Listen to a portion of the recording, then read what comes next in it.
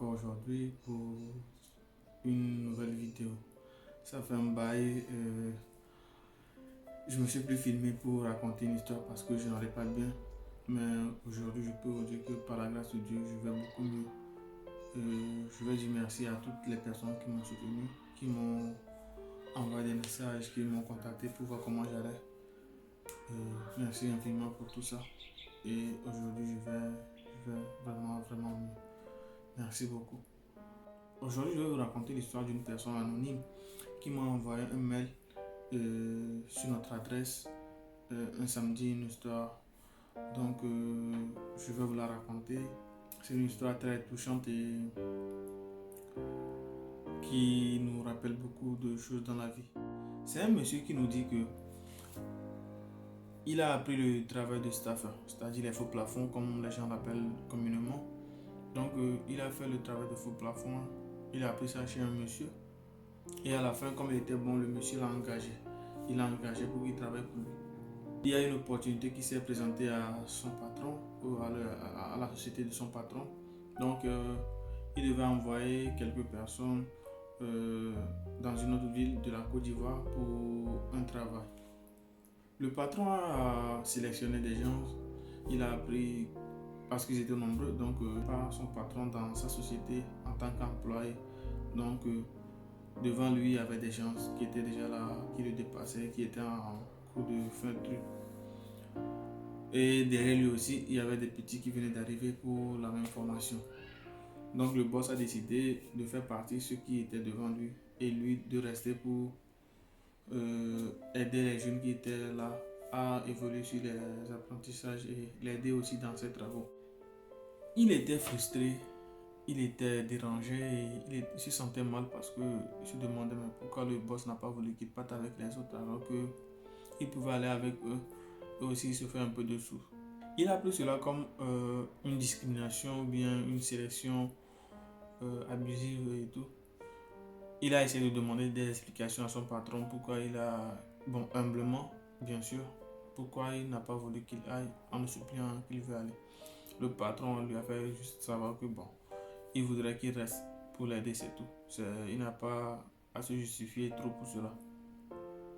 Il n'a pas refusé, mais il s'est senti mal.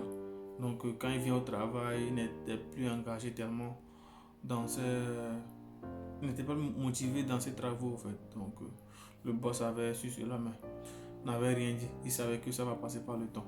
Le moment de voyager est arrivé, c'est-à-dire le moment où les autres devaient partir pour le travail dans l'autre ville. Là-bas aussi, sa tristesse a ressurgi, mais il a fait l'effort de garder cela. Eux, ils ont pris la route, ils sont partis, ils ont voyagé. Mais le truc, c'est que en cours de route, ils ont eu un accident. Ils ont eu un accident et cet accident n'a pas laissé de survivants.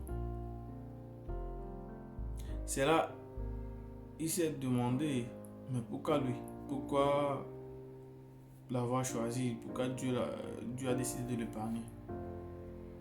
Pourquoi le patron avait voulu le garder, ne pas le laisser voyager? Pourquoi lui? Il s'est posé tant de questions.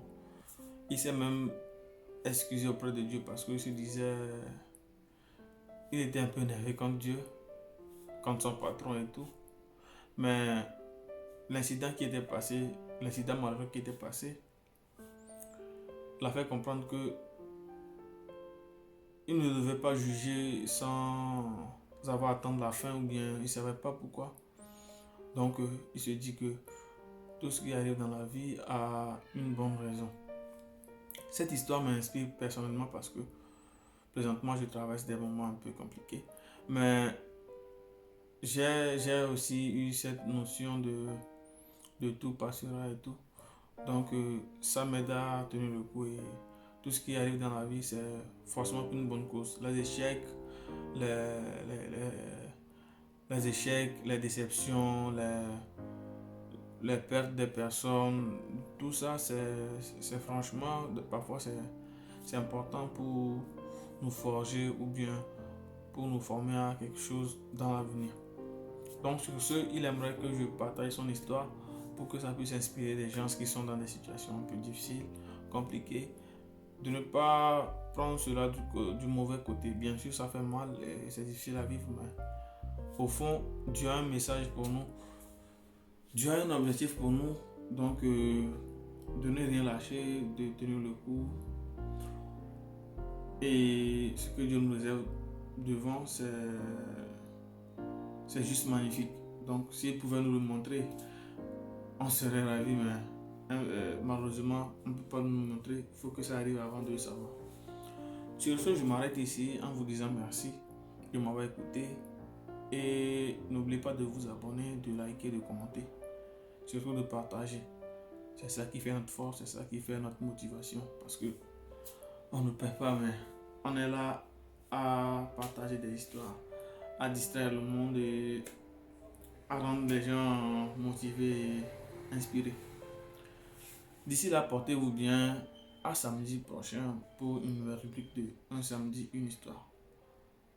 Au revoir.